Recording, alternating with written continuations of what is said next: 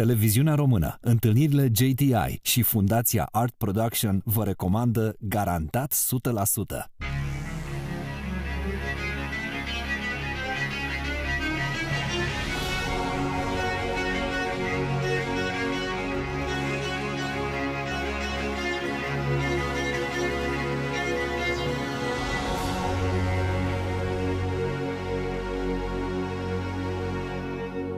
Salutare, bine v-am regăsit la Garantat 100%. Invitatul nostru din seara asta este una dintre cele mai cunoscute personalități ale avangardei artistice mondiale din ultimii 50 de ani. Artist vizual, performer, coregraf, scenarist, regizor. Domnia sa a sosit în România la Festivalul Internațional de Teatru de la Sibiu. De menționat faptul că nu e pentru prima dată la noi în țară, domnia sa montând în 2014 Rinocerii de Eugen Ionescu, la un spectacol despre care s-a vorbit foarte mult la Teatrul Național de la Craiova. Doamnelor și domnilor, ce mai e de spus? Suntem onorați să-i spunem bun venit la Garantat 100% regizorului Robert Wilson.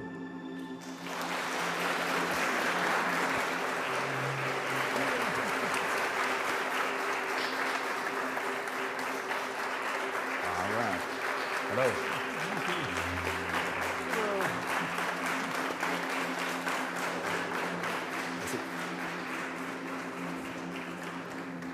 Okay. Hello, thank you so much for accepting this invitation. Thank you. Have you ever thought specifically about what you do, that this is avant-garde? I mean, you think like, well, all what I do is avant-garde? No. I do what I do, but my sensibility is always has been, even as a child, someone interested in classical patterns. So whether it was a necktie or a ceramic bowl, a building, or music, I was interested in classical patterns. And the classics are the only thing that will remain. So if we want to go into the future, we'll be the people who are discerning classical math, geometry, and architecture, and sculpture, and painting, etc. And Socrates said that the baby is born knowing everything, meaning all of the knowledge is within us when we're born, but the learning process is to uncover this knowledge that we are born knowing. And if we look at the Egyptians, we look at the Chinese, we look at the Mayans, we look at any culture from the past, we see what exists are classical patterns. It's all the same mathematics that man is still discerning. But each generation, we have to rediscover the classics. And that's what we call the avant-garde. So years ago, I wrote an article about Donald Judd, the American sculptor. And he went to West Texas, and there were 2 army barracks, and he put 100 stainless steel cubes, exactly the same size, in one line through the 2 army barracks. And people said it was very radical, they weren't sure if it was sculpture, and some people said, oh, it's very avant-garde in terms of sculpture. But I wrote an article soon after these 100 cubes had been placed and said, 500 years from now, I think they'll still be interesting because they're classical in form. It's like the pyramids. Look here in your country, the Brancusi endless column. Right. It's discerning classical architecture patterns, classical geometry. And one of the strongest statements of the 20th century, and maybe for a number of centuries, was that endless column that he built. Fully right. And it's but we have to rediscover the classics each time. And to me, that is what the avant-garde is. And I don't think about it so much. I just do what I do. Sir, whether you like it or not, you are an international cultural institution. And by the way, do you like it? I mean, do you like to be perceived as an institution? That's pretty terrifying, no? It's an institution. I'm from Waco, Texas. Right. So my father came to see 2 of my plays only. He had never been to the theater. And he came to see the first one, and he said, "Son, not only is this sick, it's abnormal." So, no, I never thought about what I did as an artist or as a person living life was living life. And if I had gone to a school and studied what I'm now doing, theater primarily, I would never be directing plays the way I'm doing. I would never be doing what I'm doing. I started by, there was a young man who was black, Afro-American, never been to school, knew no words, and was deaf, and was going to be institutionalized, thought that he could not learn. And somehow I convinced a judge to let the boy to come stay with me. And I wrote my first works in the theater with Raymond Andrews. They were silent. They were based on observations of the boy's dreams he had. And he would see things that I didn't see because I was preoccupied in what I was hearing. I thought he was intelligent, perhaps highly intelligent. And it was obvious that he thought in terms of visual signs and signals. So if he was sitting here with the 2 of us, and he'd look out, he would see things with you sitting in the public. And he would notice things that I didn't see because I was preoccupied in these words. If I had gone to a drama school, I don't think that kind of thing would have happened. We learn by doing, and I learned by living life. You learn to walk by walking. Sir, you often talk about inner feeling or inner feelings. You talk about a real interior world, a real universe. How would you describe as a visual artist and as a theater director what an inner feeling could be from your point of view? Well,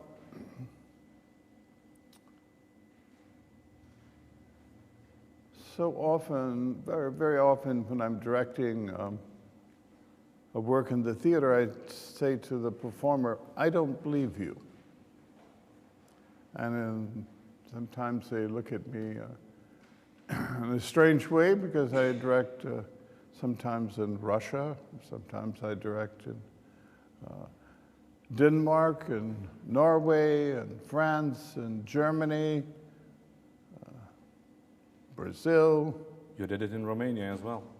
Romania, Japan,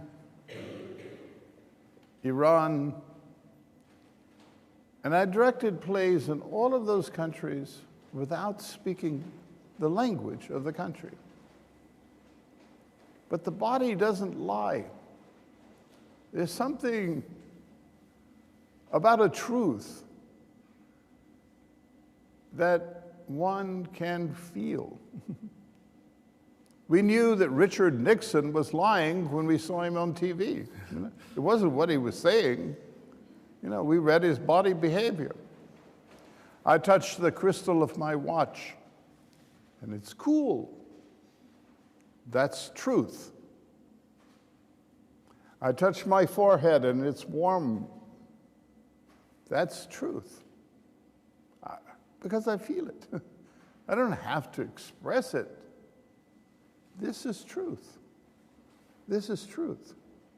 And truth comes from something deep inside in the center of your body. I can touch this stone top of the table and feel it's cool. And I do not have to outwardly express it. If I inwardly feel it and trust it, that is my expression. Or I can outwardly express it. The table is cool. My forehead is warm. You must pay the rent. I can't pay the rent. You must pay the rent. I can't pay the rent. You know that the actor's acting, and he knows that he's acting. That's truth. Look at the Eisenstein film of Ivan the Terrible. He's so evil, and he's having so much fun being evil. It's truth. I hate naturalism in the theater. I think when the actor tries to act natural, it always seems so artificial.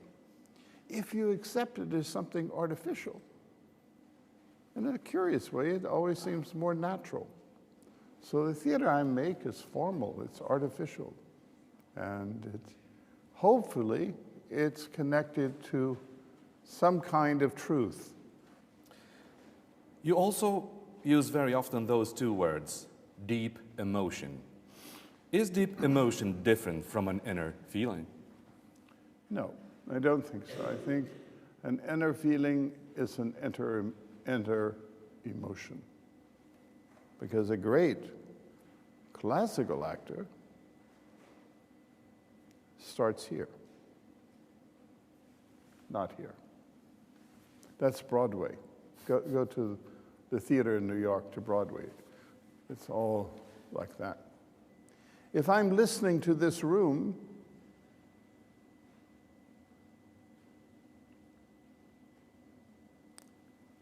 and I start to speak, the sound will just continue. If I'm not listening to the silence, and I start to speak, the line is broken.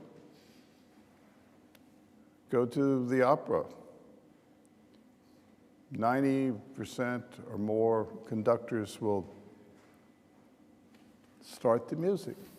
The line is broken. You cannot begin music. As John Cage said, there's no such thing as silence. As long as you're alive, there's sound. I hear myself breathing. I can hear my heartbeat. I hear someone walking in the back. And I speak. It's a continuation of sounds that are already there. They asked Albert Einstein once, they said, Mr. Einstein, can you repeat what you just said? He said, there's no need for me to repeat what I just said because it's all the same thought. It's a continuity. Sir, I will stick to this idea with your kind permission. If an anonymous director will say exactly the same words in front of a group of actors, the actors will say, this is nonsense. I want to be natural. If Robert Wilson comes and says this discourse, they will say, he must know what he's talking about. He's good, we'll do that.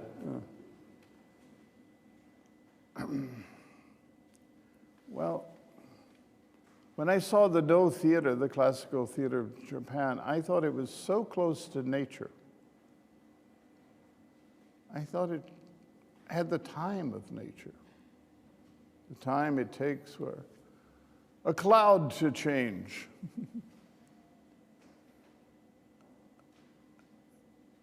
The way I could watch a tree. I just saw it walking through the park just before here. Look at the movement of that tree. How beautiful. That's nature. And to me, when I saw this totally artificial theater, the No theater, it seemed closer to nature. And that's my early work. I always took a little more time to do things, or I speeded it up. And I did because there was time to think. And that's what's wonderful about being in nature, is that you have time to reflect and to think. So much of what we see today in the theater, and especially television, is dealing with the speeded up time. Right. So there's really not time to reflect or to think. And people say in my theater, Robert Wilson's theater, everyone moves slow. Right. So if I move slow and I think I'm moving slow, that's one thing. If I don't think about it, and I move slower than I normally do, everything is going on. Every energy in the world. Time has no concept. It's something I experience. And to experience something is a way of thinking. But I experience it in the body. If I experience it here, this is empty. But I feel it in my toe, my ears, in my body. My theater is closer to animal behavior. How does a dog walk to a bird? His whole body's listening, right? The way the foot touches the ground, his back, his tail. He's not listening here with his ears only, his body. Kleist, the German author, said, a good actor is like a bear. He will never move first. He'll wait for you to move. Who's the first artist who comes into your mind and whom you can associate with the idea of deep emotion right now? Well, the American soprano Jessie Norman. She's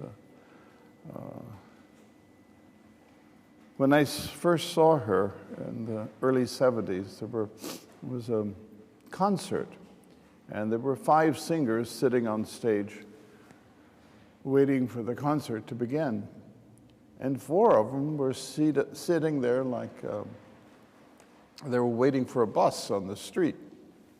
But there was one who sat differently.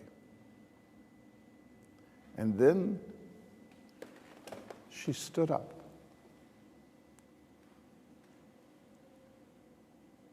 And the standing, the sitting was for me as beautiful as when she sang.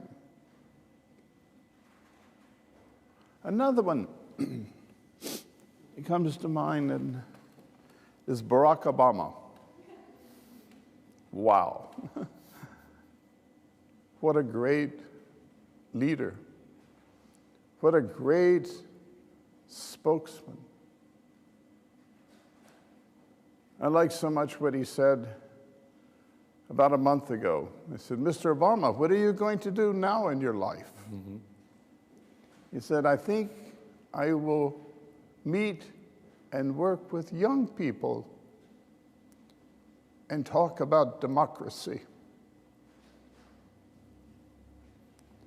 To me, the most beautiful moment of his 8 years as the president of my country, when in South Carolina, at the death of a black boy that had been killed by a white man,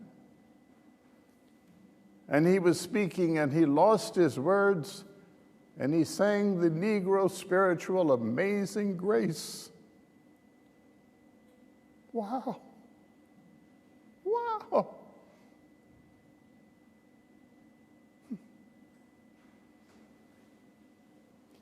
And this whole repertory of Negro spirituals, hundreds of songs that they sang as a way of living, like breathing. There is not one song that is negative. There is not one song that is a protest. It's all about hope. It all has a positive outlook. A race of people beaten, slaved, in chains, wrote music that was positive. See, that's the root of American music. You start with the spirituals, you go to the gospels, that's when it became entertainment. Later, blues, jazz, rock, rap. But you want to go back to the roots, you go back to the spirituals. Sir, will you allow me to ask a very personal question? Your father was the mayor of Waco, Texas. Yes.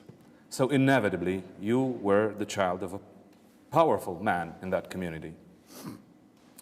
On the other hand, you said in a documentary, and I quote, "My father was always a little bit afraid of me."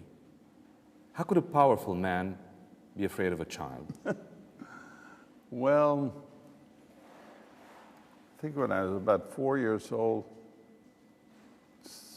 maybe 5, we had to, 3 times a week, we had formal dinners where I would have to wear a suit and tie and go, and there would be candles lit and put on a table. And one sat in a chair, you waited for the father to pick up a fork before you picked up a fork, and there was a formal dinner, and I hated it. And when I was about 4 years old, or maybe 5, I put my suit and my tie on, and I knew I had to be at 7 o'clock in a sitting room. I had to sit with my family for half an hour, which I hated. And then at 7:30, we'd go to dinner. So just before I went to the sitting room, I painted my face green. Green like this man sleeping here in the front. A little more yellow in the green.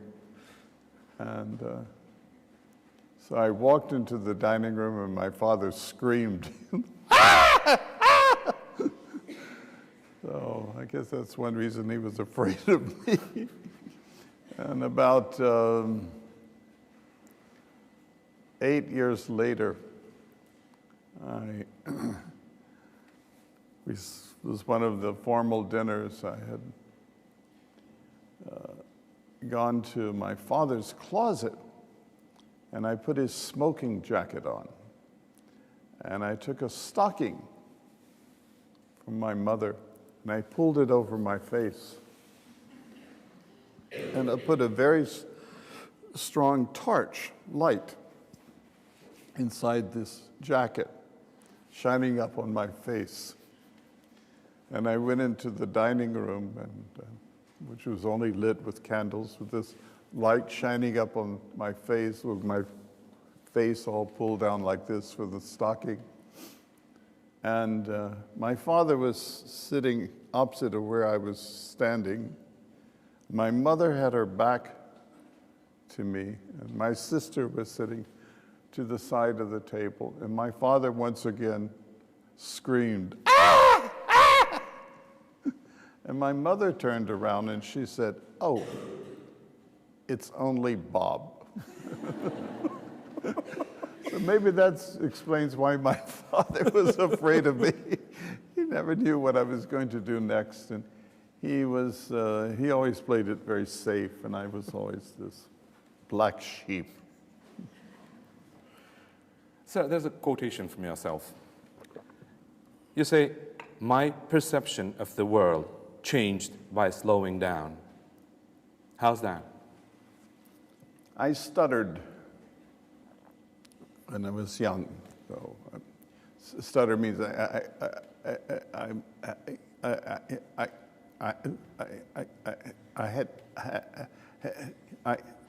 had problems to speak fluently. And I met a woman, I guess I was 15 or 16, maybe 16. And she taught ballet, dance. But she had an innate sense of the body. And not just dance, but just a knowledge of the body. And she heard me stuttering. And she said, "Take more time to speak." And she said, "Slow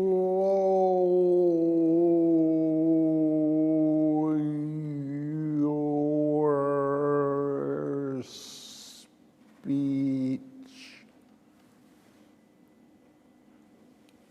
down." And I went home. And I closed the door to my room, and I began to do that. And it was amazing. Within 5 or 6 weeks, I was speaking fluently, more or less. Sometimes, well, not so much lately, but sometimes I still go back into those patterns. But it was as if I was speeding in place.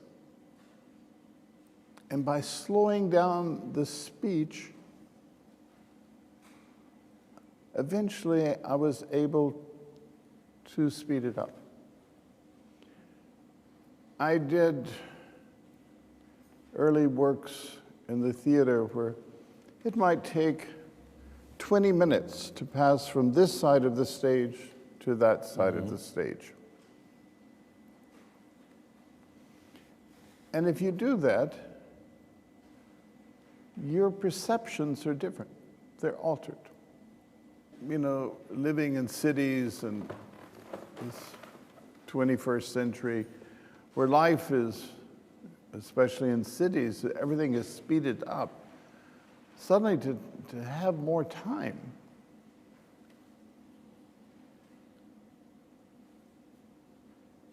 Go to the Broadway theater. Every play, without exception, every play, you have to react every 10, 15, or 20 seconds. And the director has directed the play for the audience to understand. Turn the television on. Every 3 seconds, 4 seconds, 5 seconds, you must understand what is being said, what is happening. Because they're afraid of losing the audience. It's okay to get lost. There's nothing to be afraid of. It's okay.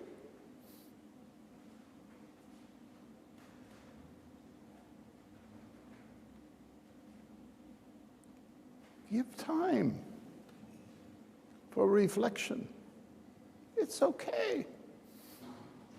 But the actor in a Broadway show, the director, they're so afraid they're going to lose the public that they have to keep adding on, getting quicker, and You have to understand, you have to understand, you have to understand, you have to understand, you have to understand, you have to understand, and in the long run you don't understand anything. Yeah. The more space around anything, the more important it becomes. If I make one line on a page,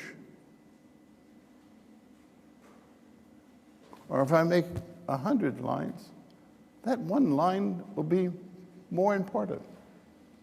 If I take a page this size and I put a design like that on the page, it's one thing. If I take the same size page and I put one little dot, this one little speck will be bigger than all of this, because there's more space around it. Go to the Metropolitan Opera. The singers, because there's 4,000 people in the audience, they think they have to make big gestures. Make one gesture. If it has the weight of that room, it can be much bigger than that, if you trust it. Sir, in your words, art has to reach the man in the street. End of quotation. This is a very generous belief, but we all know that this can also be the most perverted belief, the best excuse to mask exactly the opposite intention. How do you deal with that? I think that theater has to relate to all kinds of people. I think one reason I've been fortunate to have the success I've had for almost 50 years working in the theater is because all of my plays were first directed silently. So they are visually constructed. So if you're in Africa, if you're in China, if you're in Sao Paulo, if you're in Moscow, if you're in Craiova, and you don't speak the language, you can appreciate it on some level because the visual picture can relate to everyone.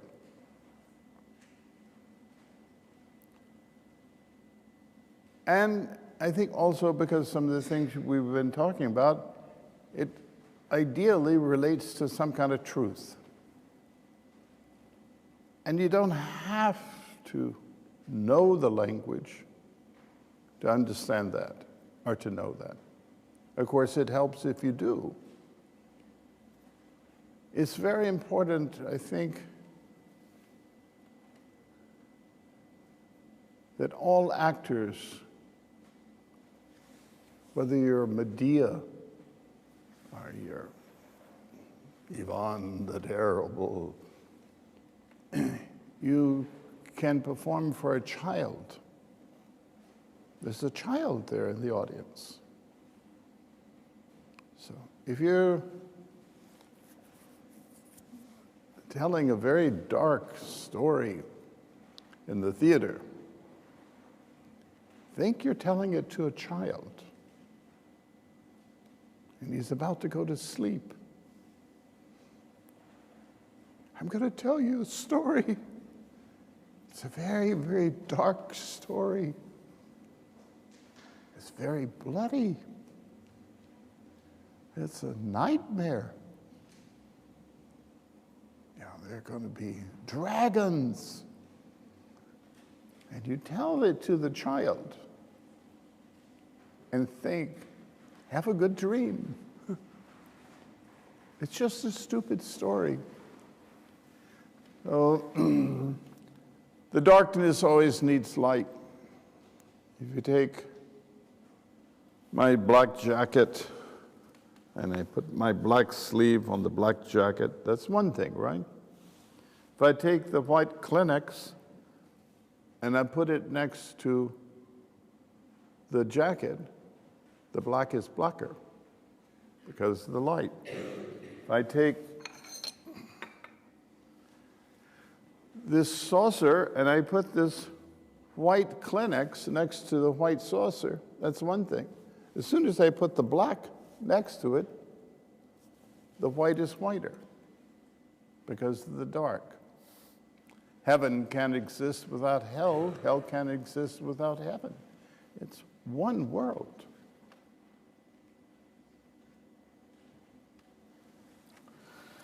Sir, just to conclude our meeting, will you allow me to propose you an exercise?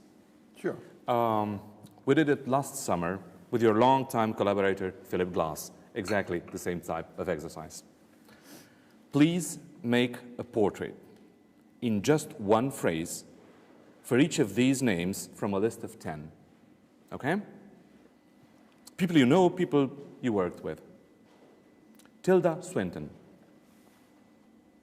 She knows her body, she knows who she is. Whether it's a dress, she knows how to stand, she knows how to walk, because she knows herself. And she's unique. She's not like any other star. Jim Jarmusch. Jim has a great sense of humor, and he knows how to take a dark story and tell it with Tom Waits or something, so it makes you laugh a little bit, you know. Philip Glass. Philip Glass is amazing in that he alone in the 20th century invented a kind of music. And people all over the world have copied him. Go to anywhere in the world, you know, turn the TV on, I don't know, hear someone's cell phone or whatever. You'll hear a Phil Glass kind of music. Mikhail Baryshnikov. Misha is highly disciplined. He takes a risk. He was the most famous dancer of his generation in the world. And it didn't happen just by accident. He was highly, highly disciplined. When I worked with him first, I made a movement. I'm not a dancer, and I'm 75 and fat and whatever. So I got up and did something. And he looked at me like, do you expect me to do that? I said, yes. And he did. And he made it his own. He takes challenges. Lou Reed. Lou, well,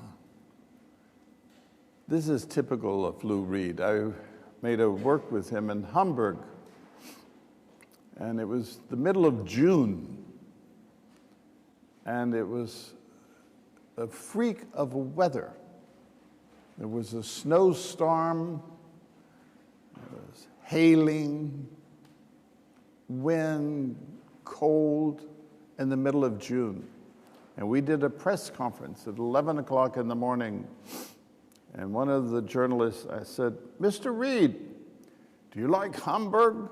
Yeah, I like Hamburg. Why do you like Hamburg? Because I like the weather. Willem Dafoe. Oh, Willem can do anything. You know, he's a great classical actor. He can speak verse, Shakespeare. He can be the villain. He played Jesus Christ. The range is enormous as an actor. He's a very slow learner, as I am, but he's highly, highly, highly disciplined. He told me after about 2 years of performing a work with him that every morning he would go through the entire text to say it over and over and over. So it was something in his body that he could do, but he was relentless in rehearsing. Allen Ginsberg. Allen is one of the great poets, writers of my generation, or the generation ahead of me. He was a visionary. He was never afraid to stand up for causes that he believed in, whether they were political, social, and he could express the times in a way that he related to young people. It'll be one of the, I think, footnotes of the 20th century is his writing and his view of what was happening in the world at that time. He was a leader. Tom Waits. Tom, his great strength is irony. I did a musical with him called The Black Rider. And Tom wrote a song, the opening song, for the devil. And the devils came out and he sang, "Come along with the Black Rider. You'll have a gay old time. Take off your skin and dance around in your bones. I'm gonna drink your blood like wine." And we laughed. We felt good. And he knew what was behind those words. It's what made them exciting and fun. I worked at the same time with William Burroughs. And Burroughs, the same thing, you know. That's how the potato mashes. That's how the stock market crashes. That's how the cookie crumbles. And I heard the production some years later in Sweden. And the actors saying, "That's how the cookie crumbles. That's how the stock market crashes." It didn't work. It's the irony that's behind those words that gives them power. Laurie Anderson. Oh, Laurie is unique. She found her own vocabulary in terms of audio, musical world. And she's a visual artist as well as a composer. She's ageless. I'm going to honor Laurie this summer at the Watermill Center. It's a center I have for young and emerging artists, and we're going to honor her and her career. Laurie has a kind of light around her and about her that makes her very special. And last but not least, Lady Gaga. Gaga. Gaga is amazing. She's enormous range. Vocally, she can do anything. She's a classical pianist. She can play Mozart beautifully. She highly intelligent. She's visual, musical. I met her 5, 6 years ago. I was in New York for 2 days or 3 days, and she called and she said, "I heard you were in New York, and I'm in New York, and could we meet?" I'd never met her. And So I said, yes. And she said, when would you like to meet? And I said, tomorrow. I said, okay, what about 2 o'clock? That's fine. She said, can I come to you? And I said, sure. So she came to my apartment, and she had 10 bodyguards. And she came in, and we talked for about 2 hours, and then we decided it would be nice to do something together, but we had no idea what we would do. So I gave her my cell phone, and she gave me her cell phone. And I went to Europe, and 2 or 3 weeks later, she called and she said, hi, Bob, Gaga. I said, hi, Gaga. She said, can you tell me something about theater? And I said, yeah. I said, you know, the last thing you do on stage in a performance is the most important, last second. And the next most important is the first second. And sometimes if you get the last second right, they will forgive you for everything you've done all evening. Thank you, that's all I need to know. So she hung up the phone. 2 weeks later, she called, she said, hi, Bob, Gaga. I said, hi, Gaga. Can you tell me something else about theater? I said, sure. I said, the Broadway formula is that you must start strong and end big. Thank you, that's all I need to know. And then I saw her do her MTV award. And she asked me if I would come in and help her with the lighting. And I did, but I came at the end, and so it started, it was 2 minutes and 20 seconds, a song, a new song. Started with a close-up of her face with a big white collar. She looked like a nun. And pulled back, she was in a long white robe. And in these 2 minutes and 20 seconds, she changed her hair, her shoes, her makeup, her dress completely, 5 times. And the last 5 seconds, she's totally nude, no clothes, except 2 clamshells on her tits and another clamshell on her private part. So she said, how did I do? I said, you learned fast. You started strong and you end big. You got the last second and the first. She's smart. Thank you so much for accepting this invitation, and good luck with all that you do. Okay, thank you. Robert Wilson, doamne și domnilor.